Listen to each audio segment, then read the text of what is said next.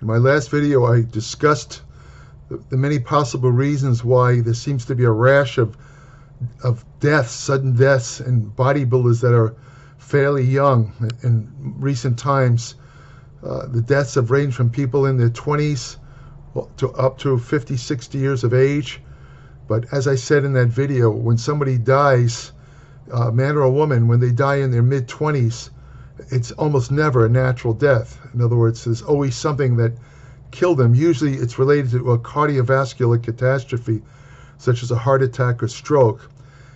In this video, I want to talk about possible ways to avoid that type of ending, what you can do. A lot of what I'm discussing in this video probably pertains more to bodybuilders that use performance-enhancing drugs or PEDs like anabolic steroids, growth hormone, and insulin.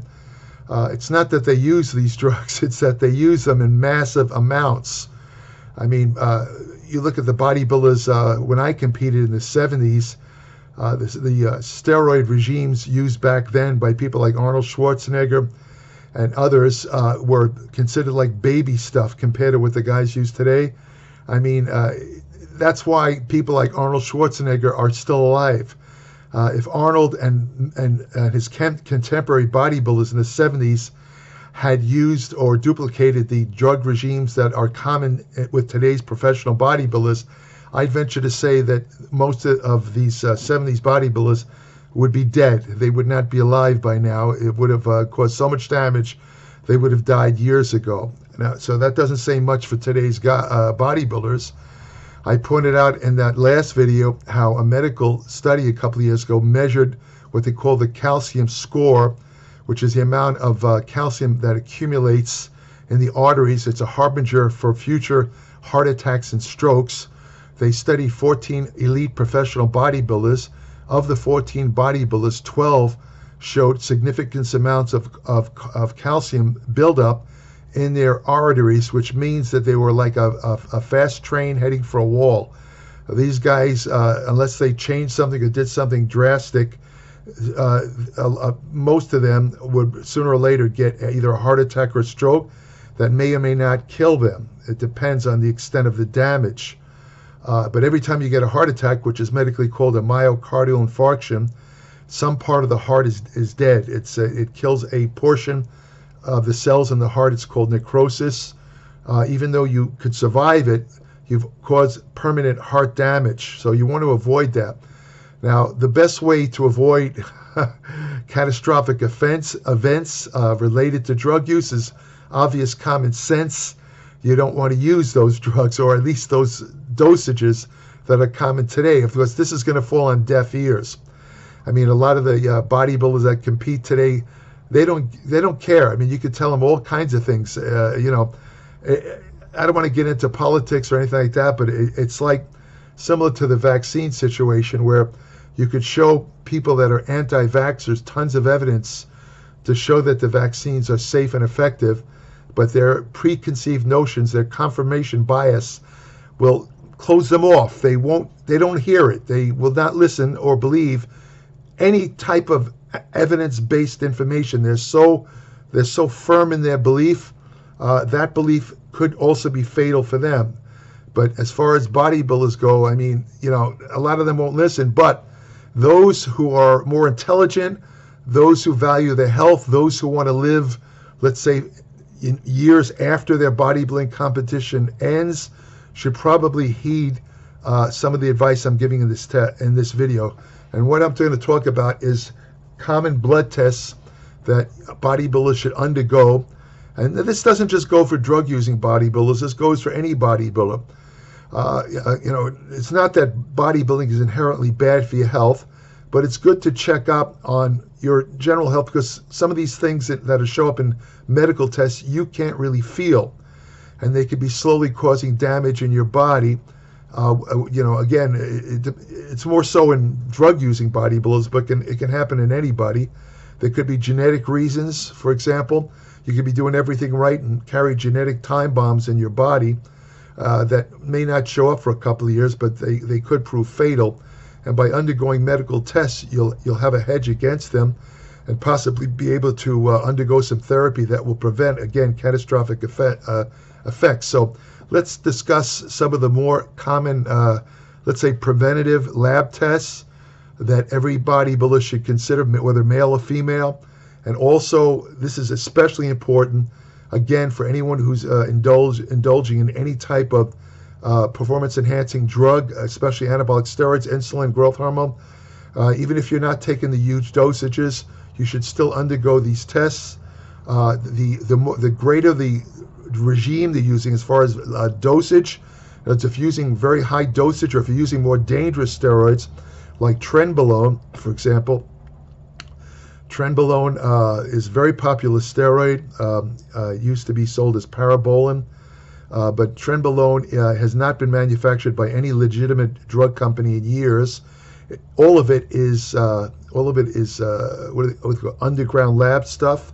There's no guarantee of purity. There's no guarantee of dosing.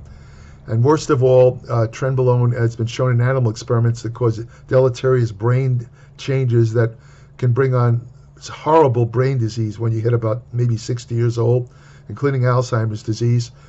You want to, if you're taking any of those kind of drugs, or again, large doses of steroids or growth hormone, insulin, that kind of thing, you want to undergo these tests more often. I would suggest, it might sound crazy, but I think you should undergo these tests every 4 weeks, maybe 5 weeks. Every 4 to 5 weeks, bodybuilders, athletes on heavy drug regimes should undergo this blood testing. It will catch stuff early. It would probably very good chance of saving your life. So let's talk about some of these tests. First and foremost, you have the blood, what they call the CBC, the complete blood cell count. It just tests. It's a blood test, obviously.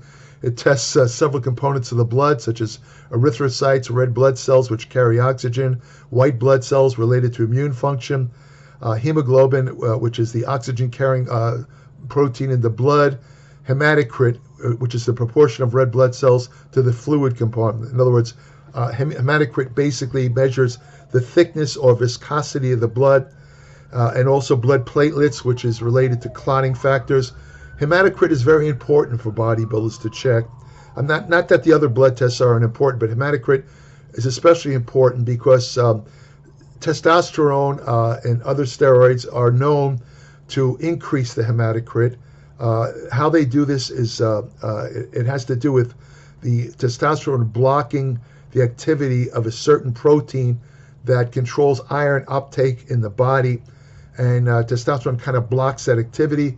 So when you're on testosterone, or especially high testosterone, doesn't even have to be high. It can happen during normal testosterone replacement therapy, which is relatively low doses of testosterone. And about 50% of men, the hematocrit goes up, more common in men over 40.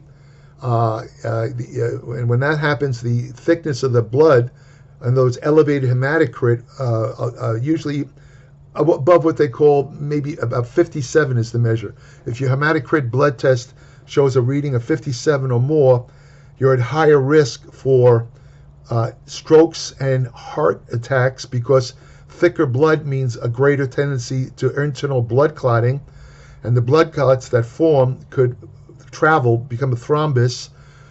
It could block an artery in your heart. It could block an artery in your brain, cause a heart attack or stroke. So you have to pay attention to hematocrit.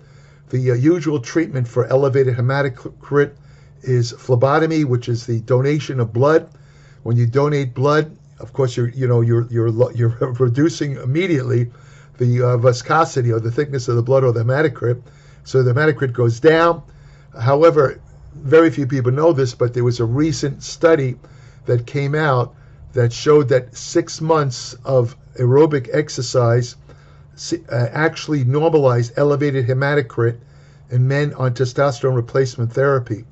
And also, in many cases, the hematocrit automatically adjusts after a couple of months. Even if it's elevated initially, it normally adjusts after a couple of months and comes down automatically. It doesn't happen all the time. Now, if you're taking large amounts of testosterone, it might be a good idea to take a daily aspirin, a baby aspirin, 81 milligram aspirin.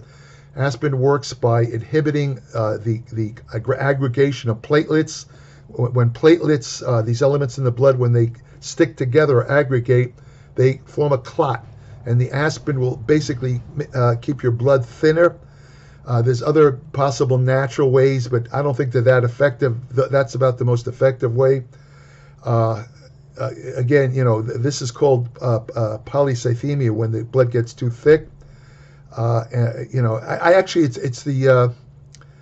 it's actually about 53. In other words, if your hematocrit is over 53, you want to take some measures right away, at least the aspirin. And if you're feeling like headaches and symptoms, let's say fatigue, you might consider phlebotomy. It'll speed it up. Or you could try and wait it out. If you do aerobic exercise, within 6 months, the hematocrit will go back to normal. Another test is that what they call the CMP, which stands for Comprehensive Metabolic Panel. It consists of 14 blood tests. It's basically initial screening for total overall health. Among these tests are tests for glucose. The blood glucose level, of course, is related to many things, but most importantly, diabetes.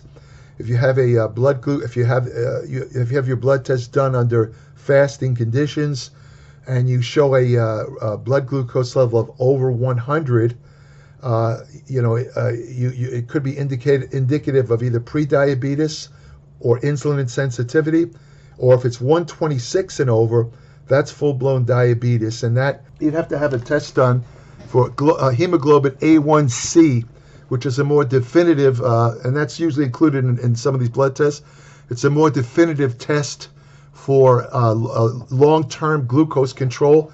Hemoglobin A1C looks at your blood glucose kind of levels over several months, and you want to look for a level that's below 5.6. If it's over 5.7, 5.8, usually, it's indicative of diabetes. You want to take measures. You want to probably maybe lose a lot of body fat, lose weight, adjust your diet, go on a lower carbohydrate intake. This will help prevent diabetes if any of these blood tests are abnormal. Also, you should know that taking large amounts of growth hormone basically raises the blood glucose level so high that it looks like if you take a blood test, it'll look like you have full-blown diabetes, but it's basically because the high levels of growth hormone interfere with insulin action. And of course, a lot of bodybuilders overcome this by taking insulin injections, which basically neutralizes the elevated blood glucose caused by growth hormone. By the way, some symptoms of elevated hematocrit, as I said, include headaches, higher blood pressure, and again, the cardiovascular risk factors. Getting back to the comprehensive medical panel, it also tests for kidney function. The kidney function is also very important for bodybuilders on drugs because the drugs, the steroids, hit the kidneys pretty hard. Most of the time you hear about liver problems with steroids, but a lot of people don't know the steroids can hit the kidneys very hard. A lot of it has to do with elevated blood pressure that might occur when you're taking a massive steroid program. Elevated blood, the kidneys themselves have a higher blood pressure than other organs in the body because the kidneys have to have a higher internal blood pressure to properly filter the blood. However, when you have overall systemic higher blood pressure, it adds to the normal elevated blood pressure in the kidney, and when that happens, the higher overall blood pressure starts to break down the filtering units of the kidney, the nephrons, and you could wind up having severe kidney disease, chronic kidney failure. You might even have to go on a kidney dialysis, or you might sometimes, unfortunately, have to have a kidney transplant if things really get bad. There's a couple of cases where some bodybuilders had a genetic disease, like Flex Wheeler is a good example. He had this genetic disease he didn't know about that basically put his kidneys at very great risk. Of course, when he took the drugs, it exacerbated the genetic abnormality he had, and eventually Flex had to have a kidney transplant. So, he didn't know he had it. However, maybe if you take some of these I'm not sure if these kidney tests would even show that up. I think it would have to be some sort of imaging, probably CAT scans or MRI to figure out the kind of genetic let's say, structural abnormality that Flex had. It also happened to, oh God, I can't remember his name, the guy who was Mr. USA who recently died. His name escapes me at the moment. He recently died. He also had the same disease. And as a matter of fact, that's one of the things that killed him, because the kidney problems came back very strong and wound up causing him his death years after he stopped using steroids. But he had some earlier kidney damage. You have to also, very important again, is liver function test, what they call a liver panel. Measures various enzymes, AST, ALT, several others. I'll talk about this in a second, but you should also be aware that ALT and AST are liver enzymes, but they're also found in the heart and muscles. And a lot of doctors who aren't aware of that, who forgot their medical school biochemistry, if you come in and have a lab test and you show, let's say, an elevated ALT, they're going to think that you have liver problems, and they might even suggest having a liver biopsy. In 99 out of 100 cases, however, the elevated ALT is not coming from the liver, it's coming from the muscles, because every time you work out, you damage your muscles a little bit, and when you damage muscles, this ALT and AST, it's released into the blood.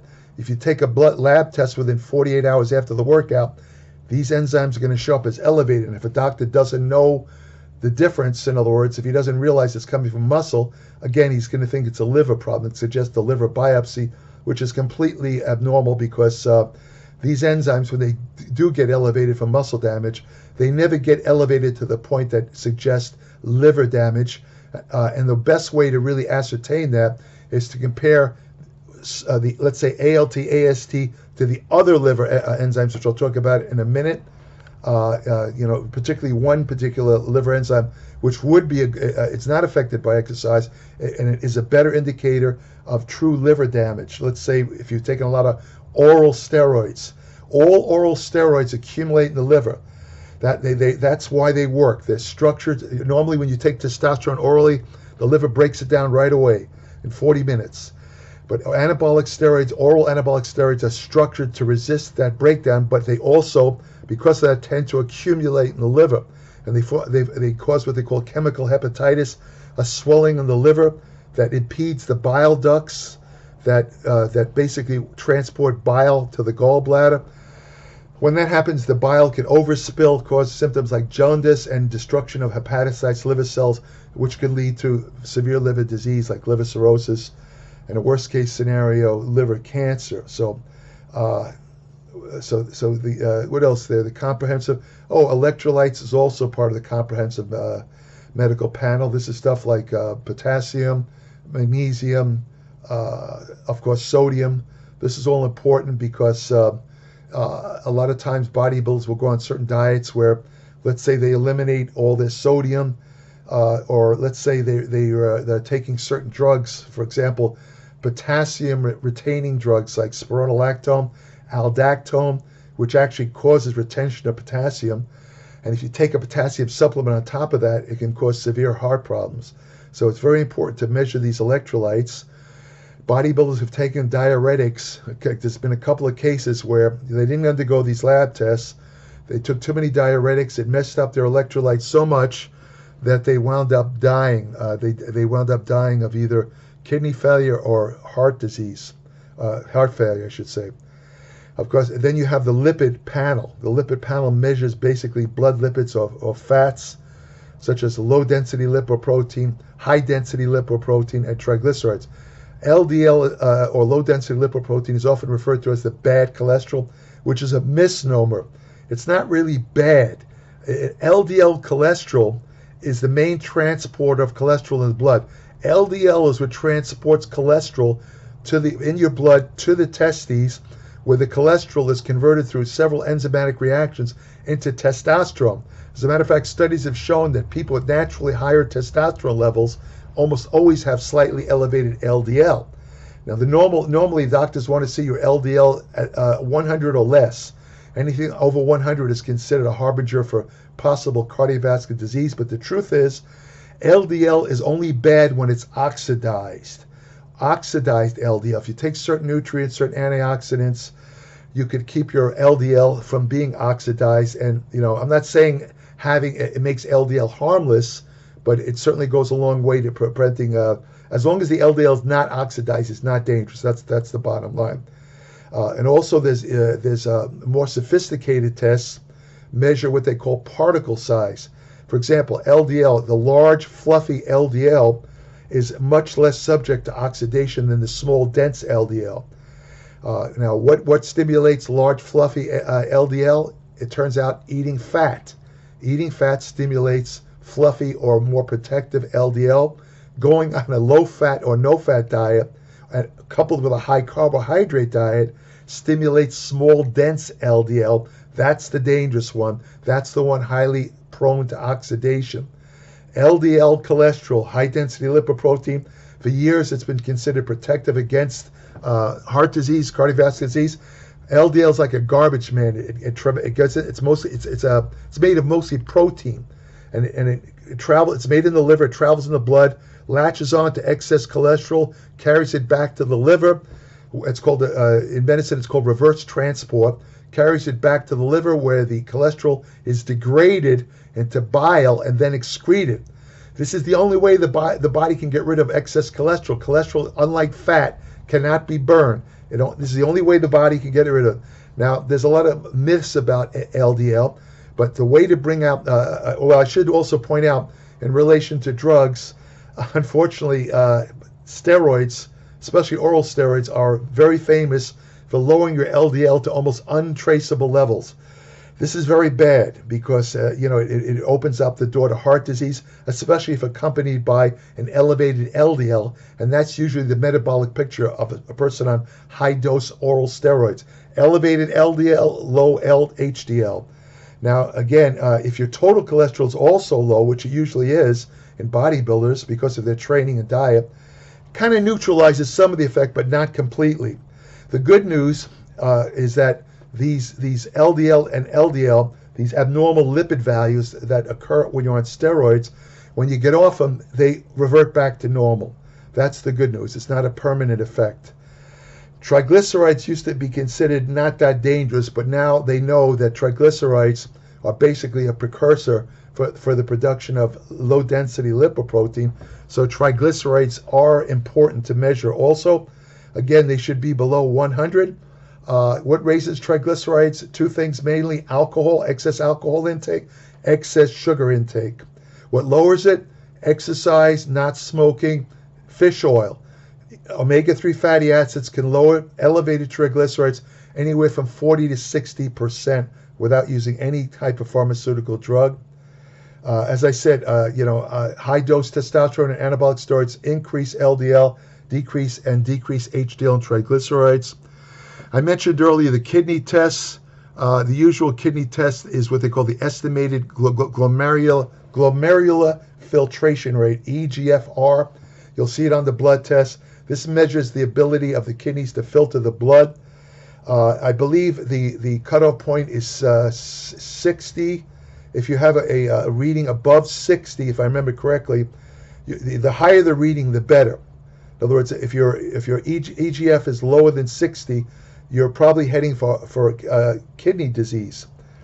However, it's not a kind of super specific value. If you really want to know, people have come to me and have been worried about because they show elevated EGF levels. Now, if you're dehydrated, for example, bodybuilders taking diuretics, if you don't drink enough fluid, you can have an artificially lowered EGF. And it looks like you have kidney disease, but you don't. It's because you're dehydrated. If you really want to know if you're having kidney problems, you have to have another test done, which is the most accurate way, especially for guys on drugs. It's called cystatin C.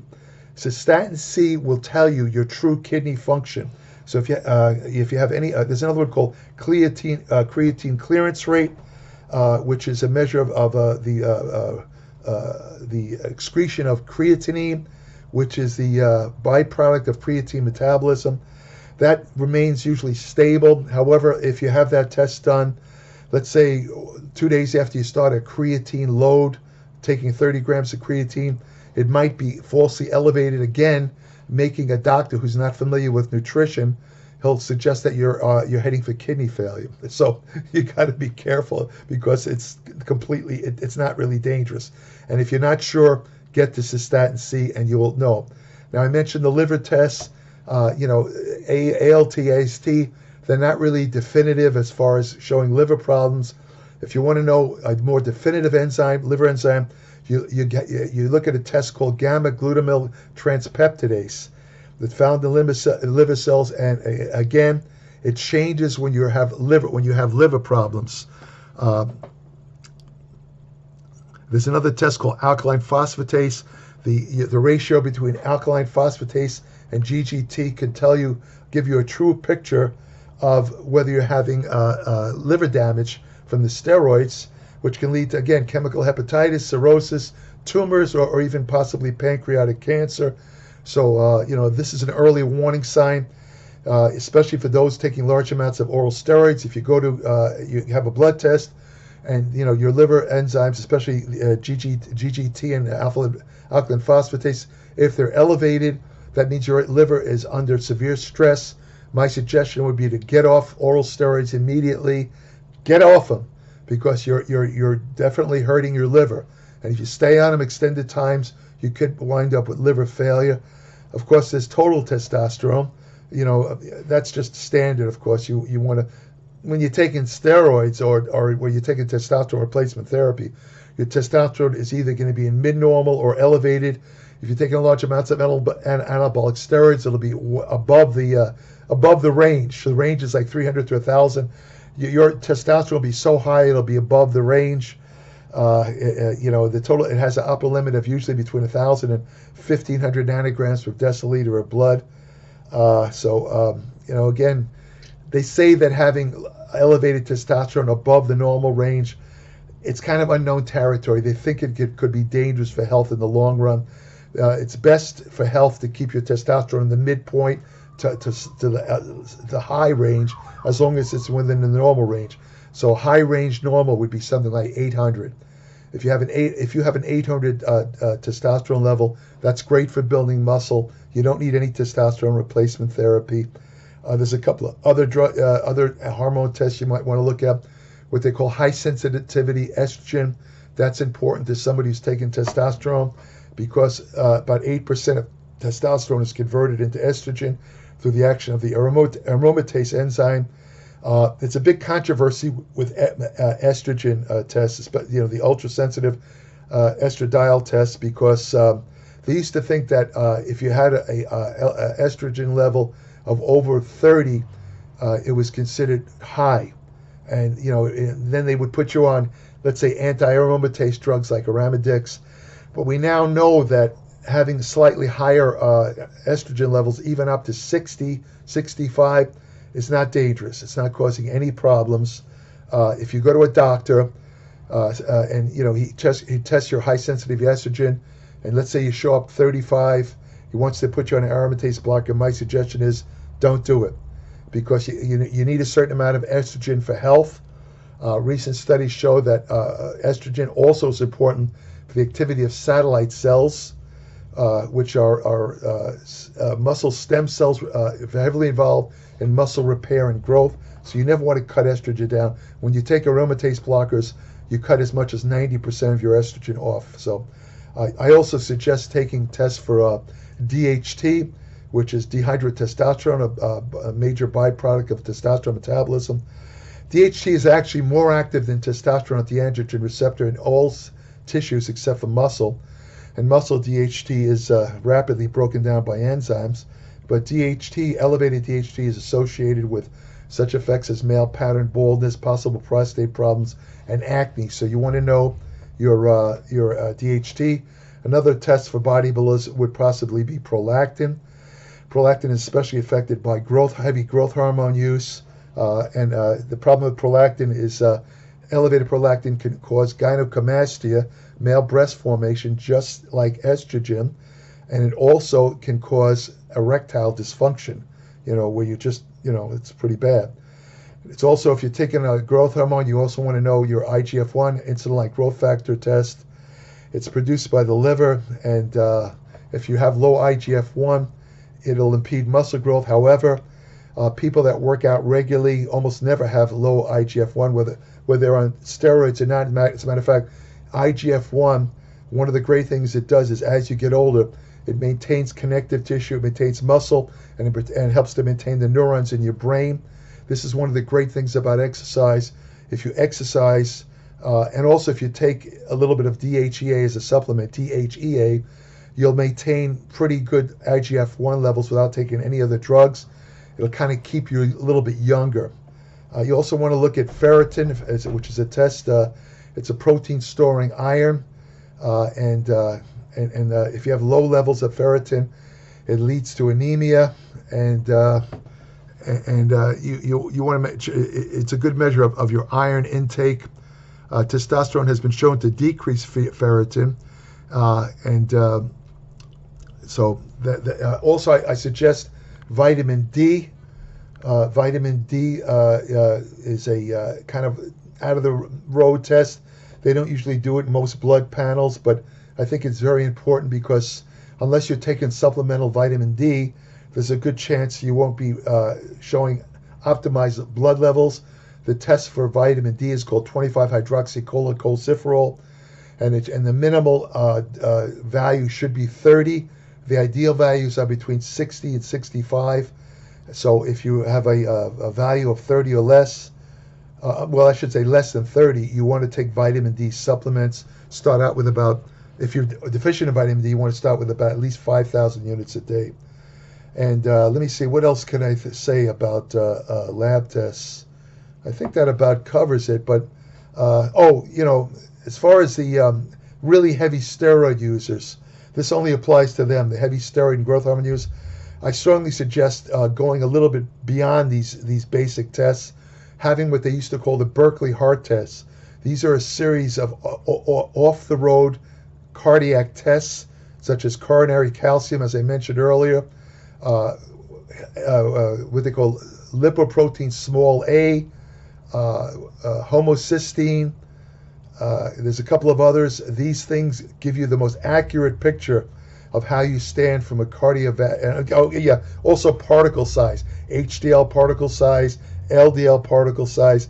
These tests, they're a little bit, I'm not sure how they are, a little more expensive, but they literally can save your life because they will detect most 99% of cardiac events and stroke, including strokes, heart attacks and strokes, before they happen. So if you're a heavy steroid user, I'd recommend the Berkeley heart tests. You don't have to have them as often. You don't have to have them every 4 weeks. But I'd suggest if you stand a steroid cycle more than 2 months, I would suggest at least every 2 months to have the Berkeley, what they call the Berkeley heart test. You could look it up online to see what they consist of and which labs offer them. So that's about it for this video. If you want more information on nutrition, exercise science, fat loss techniques that really work, anti-aging research you can use today, supplement science, which ones work, which ones don't, ergogenic aids, hormonal therapy, women's health and fitness, all of this is covered in my monthly Applied Metabolics newsletter, www.appliedmetabolics.com. It's 30 to 50 pages every month, no ads, not associated with any supplement company. When you subscribe, I'll send you an invitation to join my private Applied Metabolics Facebook page, where each day I post new information on exercise science, medicine, and general health. I also have an email portal on my Applied Metabolics webpage where current subscribers only can send me short questions they have, anything they might have read in my Applied Metabolics or anything else that comes to mind. It's only for subscribers. I won't answer questions from unsolicited, non-subscribers, and that's about it. So again, www.appliedmetabolics.com. If you want to have the best friend you'll ever have, go to your local shelter, adopt a dog. Thank you for listening.